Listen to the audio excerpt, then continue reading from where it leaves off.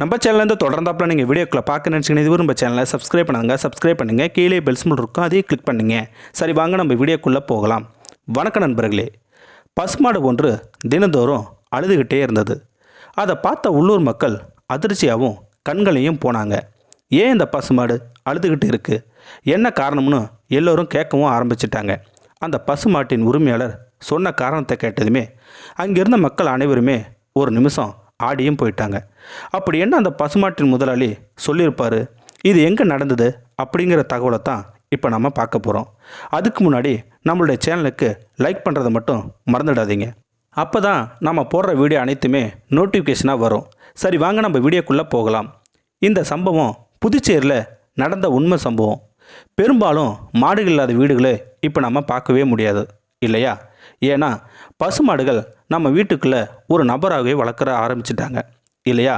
அது மட்டும் இல்லைங்க, பொதுவாகவே மாடுகள் லட்சுமி கடாட்சம்னு போற்றக்கூடிய ஒரு சம்பவம்னு சொல்லலாம். தமிழ்நாட்டில் மட்டும் இல்லை, உலகத்தில் அனைத்து வீடுகளும் ஒருவித நன்மைகளும் உண்டாக்கக்கூடிய மாடுகள் தான். பல ஏழ்மையான வீடுகளில் இருக்கும் நபர்களை காப்பாற்றக்கூடிய சக்தியும் கொண்ட மாடுன்னு சொல்லலாம் இல்லையா?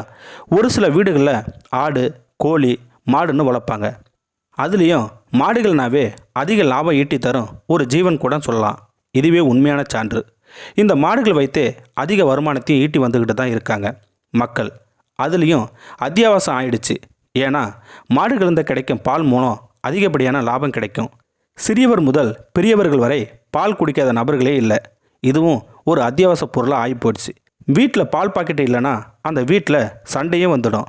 அந்த அளவுக்கு இப்போது இந்த உலகம் மாறி போயிடுச்சு இல்லையா? அது மட்டும் இல்லைங்க, மனிதர்கள் மாமிசங்களை அதிகமாக சாப்பிட ஆரம்பிச்சிட்டாங்க. அதிகமாக கறிகளை தான் அதிக அளவு சத்துக்கள் கிடைக்கிதுன்னு இந்த கறிகளை சாப்பிட ஆரம்பிச்சிட்டாங்க.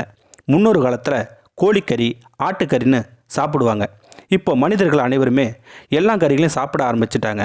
முன்பு மாடுகளை ஒரு குடும்ப உறுப்பினராகவே வளர்த்துக்கிட்டு வந்தாங்க, ஒரு தெய்வமாக பார்த்துக்கிட்டு வந்தாங்க.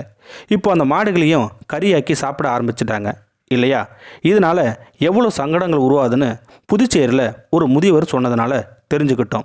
என்னென்னா, ஒரு வயதான முதியவர் நிறைய மாத பசுமாட்டை வளர்த்து வந்தார். அந்த பசுமாடு குறிப்பிட்ட நாளில் பசுமாடு கன்று போடுற சூழ்நிலைக்கு இருந்தது. அந்த பசுமாட்டுக்கு அதிகப்படியான வயசும் ஆயிடுச்சு.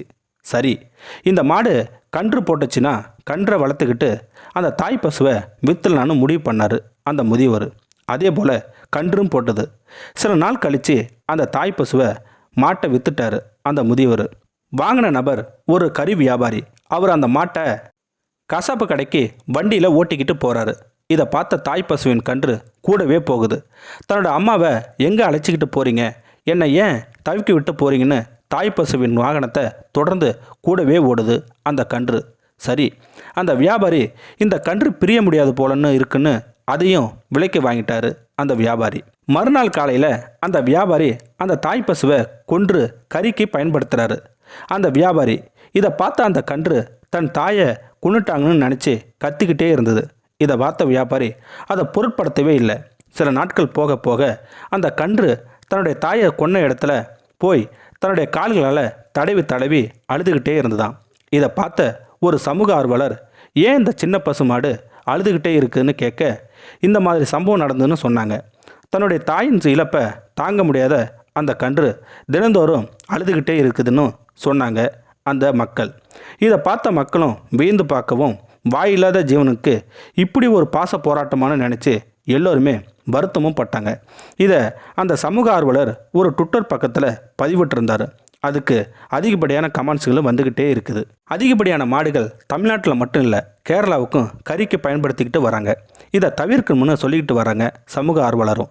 உங்களுக்கும் இந்த வீடியோவுக்குள்ள கமெண்ட்ஸ்களை சொல்லணும்னு நீங்கள் நினச்சிங்கன்னா கீழே இருக்கிற கமெண்ட் செக்ஷனில் சொல்லுங்கள். அப்படியே நம்மளுடைய சேனலை சப்ஸ்கிரைப் பண்ணாதவங்க சப்ஸ்கிரைப் பண்ணுங்கள். கீழே பெல் சிம்பல் இருக்கும், அதையே கிளிக் பண்ணுங்கள். தேங்க்யூ ஃபார் வாட்சிங்.